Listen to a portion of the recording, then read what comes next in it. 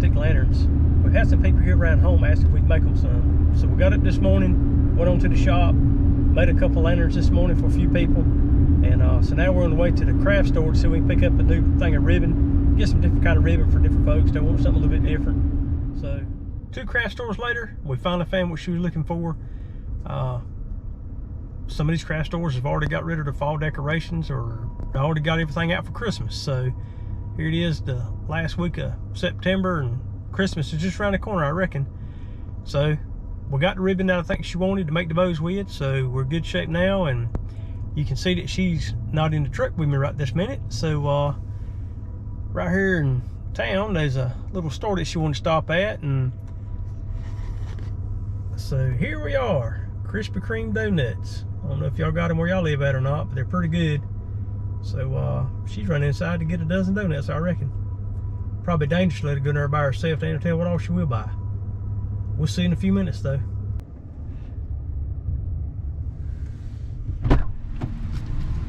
How many did you get? A dozen. There's a dozen, that big old box? I had a coupon for $6.99. They're regular like $11. Oh, donuts it costed too much. Yeah. That's the reason I didn't get them unless I had a coupon. I'll show you, but I can't do that. Oh, work on it. So, we got 6 originals, 3 with chocolate icing, and 3 with the chocolate icing with the cream filling. Now, who's going to eat all them? I like her some.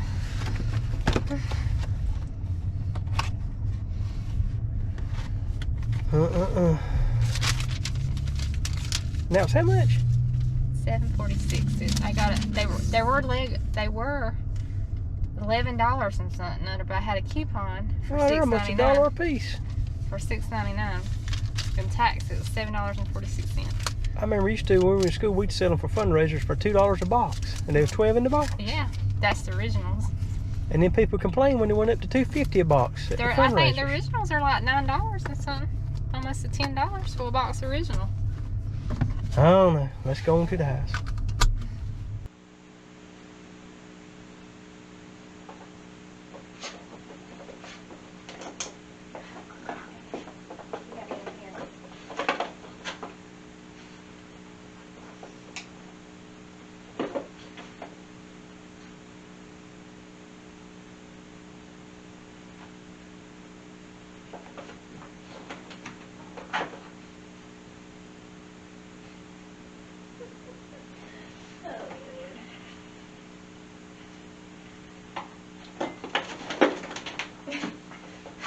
Monster in here. Oh Lord. You gotta sit out behind me, go help me. Welcome back to the Worley Family Homestead. Today I will be showing you how to make my bows. I can freehand bows, but I love to use my bow maker. It's just easier because I don't have to hold on my hand so long. And it just gives me an opportunity to mix and twine different types of ribbon together. So I will be using a bow maker today. And some tools that I use, I have some cutting pliers for cutting wire. I have some scissors to also cut the ribbon. And I have some coated wire that I use for putting the bow together. Some people use pipe cleaners, some people use, there's some type of yarn that you can use to also tie your bows with, but I like to use the wire. It just lasts longer and it holds up better. So first thing you have to do is cut your wire, which I already got a piece cut. So I usually cut it 12 inches and longer, just according to how big a bow I'm doing. So you just, you have a piece of wire, you fold it together, kind of in half, and then you would place it in your bow maker down.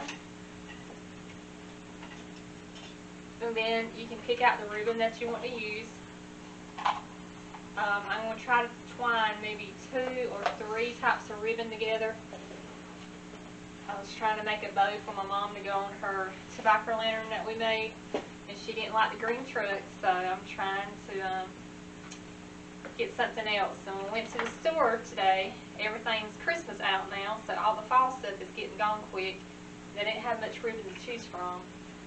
So I did pick up some burlap ribbon, some sunflower ribbon, and this type of burlap ribbon to try to intertwine with what other orange ribbon I had. I had the truck ribbon, I had some of this other orange rustic ribbon, and then some of this ribbon, and then some of this ribbon like this. I also have a sidekick today, Abby. She always helps me when I'm on the floor in the living room. She's got her toy with her, so she's rotten. So, first of all, I'm going to take one roll of ribbon. And it's just according how big I'm going to make the bow, how much. I always do my tails first, so I'm probably going to cut, it's probably about 12 inches, probably, give or take. I like my tails a little bit longer anyhow, then I can cut them at the end if I need to. So this is probably going to be longer than 12 inches. It's probably be about 15 inches. Then I'm going to take the other ribbon that I'm going to use and also use it, put a tail down too.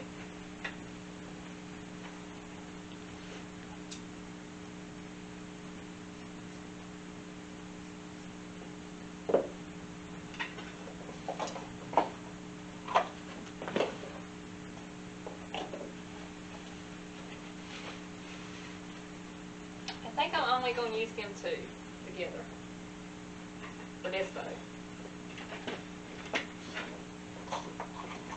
So then I'm going to begin doing my bow loops. So I just try to, I don't know how to describe how big a loop this is. But this ribbon here is probably 1.5 inches wide. I know this big ribbon's about probably 2.5 inches, so this is probably 1 inch or 1.5 inches wide, probably 1 inch. So I'm going to start doing the loops. So I have a small tobacco planner, not the big one, so I don't have to do the bow as big. So this is about what size I'm going to do the loops. So first off, you just tie your loop, push it down in your bow maker, and do the other way the exact same way. Kind of like twist your ribbon, and then you do your other loop. Kind of the same thing, and you can take your bow maker and kind of lift your ribbon your bow up just to see the length of it, if it's the same length, and you push it back down. And there's also a tool with this bow maker that you can take and push it down, and then you just keep on doing your loops. So I'm going to do 4 loops, and then I'm going to switch off and use my other ribbon.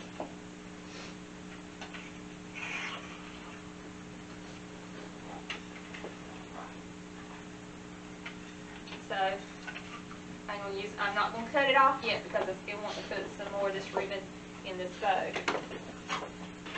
So I'm going to push it down to tighten it.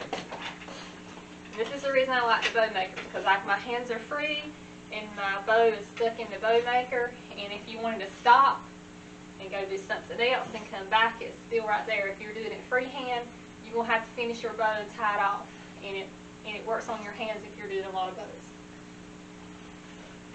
So I got my other ribbon, exact same thing. You're going to fold it, make you a loop, and then push it down in your bow maker. This ribbon is just a little bit more flimsy. It does have wire in it, but it's not as tight as the other ribbon.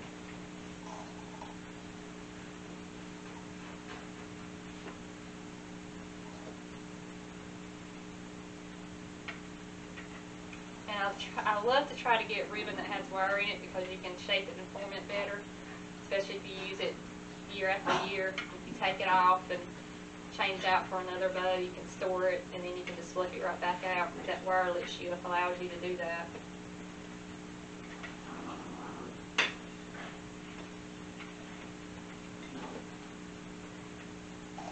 So I did 4 loops with that kind. I'm going to push down.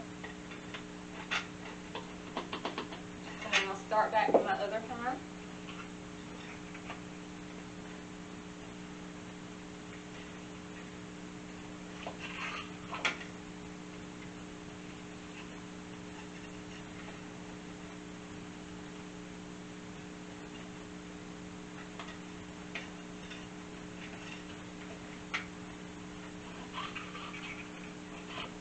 And the main thing is, like, when you're putting it in the bow maker, it's just form your ribbon. Just kind of twist and keep working it.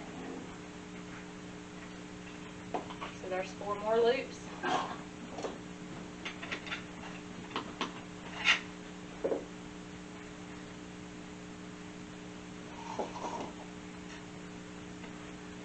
I'm going to take my other ribbon, do the exact same thing again.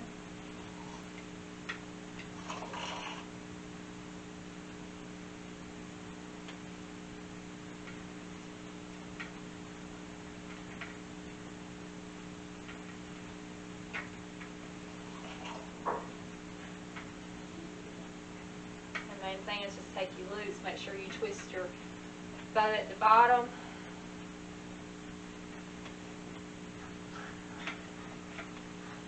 And there's 4 more loops of that kind of ribbon. And then I'm going to push down. So this kind of ribbon is all I'm going to use of this. So I'm just going to go ahead and cut it. But you want to leave your tails, when you cut it, just a little bit long, in case, because you can always go back and cut it closer. So I cut it. So that's it on that ribbon.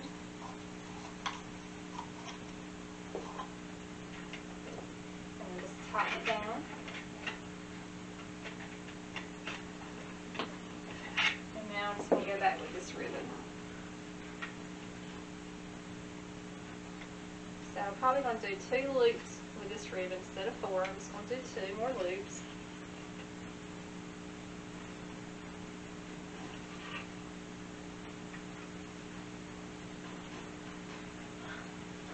Okay. Now I always like a center loop in my bows. Some people don't, some people do. I always like a little center loop, so I always make it a little bit smaller than the other sides of loops that I have. And you can do your loops however you want to. I mean, you can make it smaller, you make it bigger. You can do crazy stuff with this bow maker and make different types of bows. So I'm going to do a small loop, so I'm just going to twist it again. And then do a little loop, because that's going to be your center loop. It's probably about half the size of the other loops. And then I'm going to go ahead and cut this one off.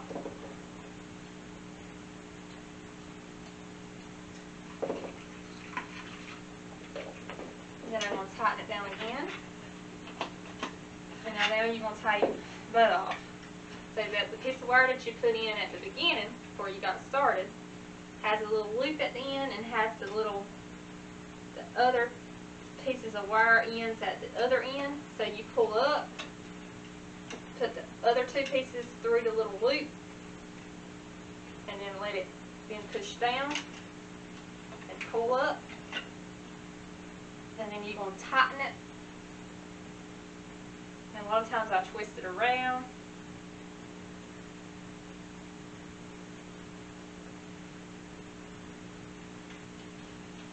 And then you push it back to the bottom, and then you just twist it out.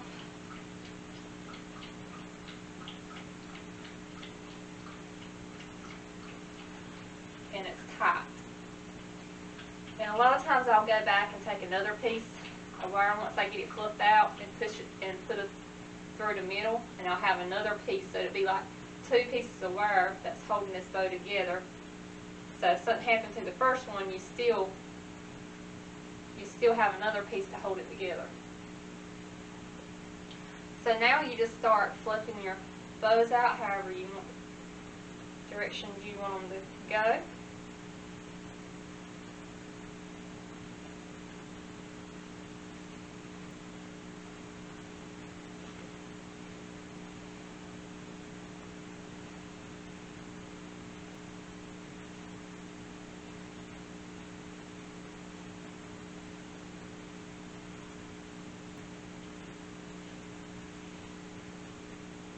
So now I'm going to go back in and where I had the little end pieces, I'm going to cut where I cut the ribbon off closer so it won't have that in there.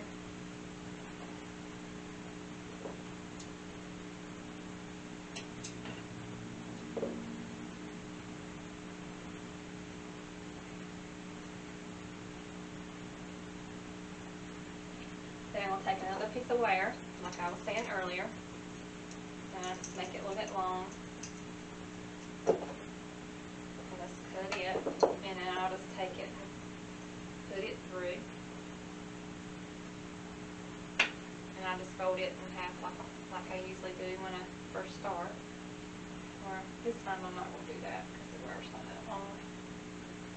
So I'm just going to take the other piece of wire that I folded in half and make it longer. And I just do this just to have a little extra more support to it in case that other piece of wire breaks.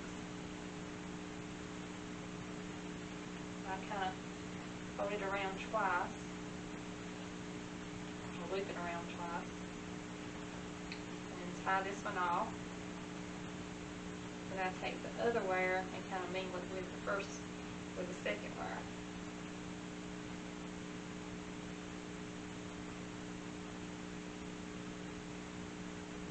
So you'll have a longer piece of wire, and you have plenty of wire to hang it or place it on a reed for a lantern or whatever you want to use it for. So now we're going to go back and fluff it again.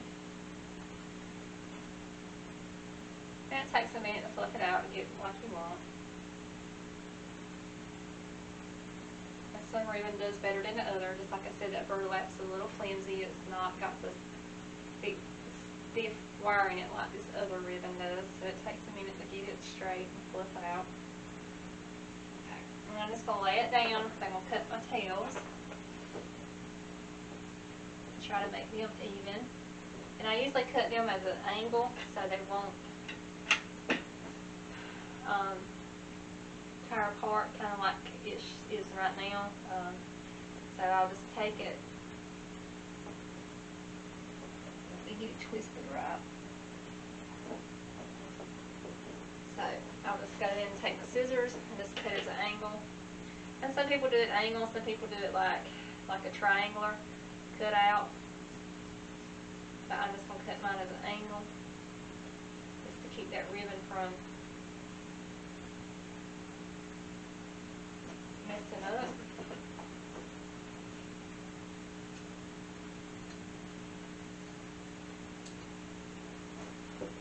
And do the other side the same way. And we'll have an angle. So I have this one angled to the right and I have this one angled to the left.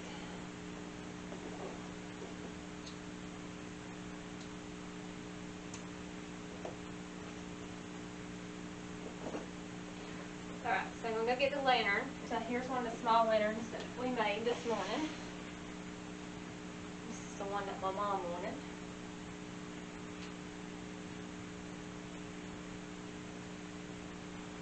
So I'm just going to place it on the top. You can take the wire, just twist it around. Then I'll go back around it again. Twist it around real tight. And if you got extra wire, you can always kind of cut it off if it's too much. That's the reason I like to have extra than not have enough.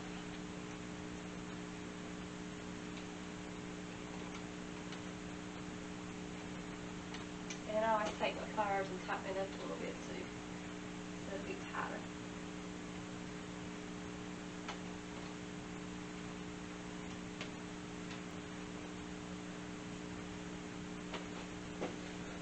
And you can always take the tails, you can leave them long like this, or I like to swirl mine, so I just take it and roll it up with my finger, and I make it tight as I roll.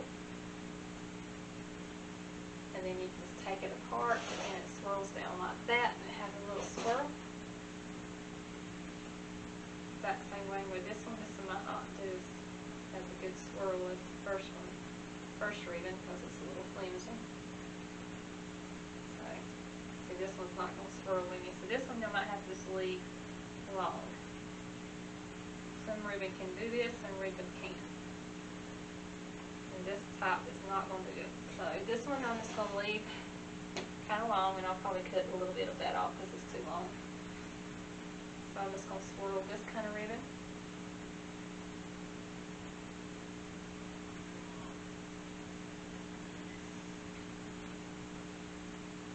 And then I'm just going to cut this a little bit more so it won't be so long.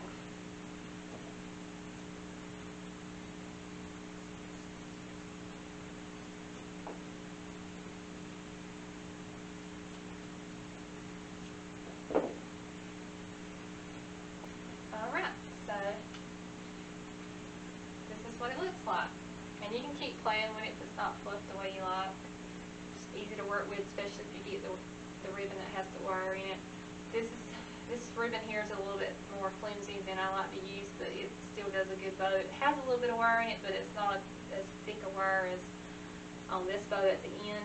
It's just a little bit flimsier, but it still does a good bow.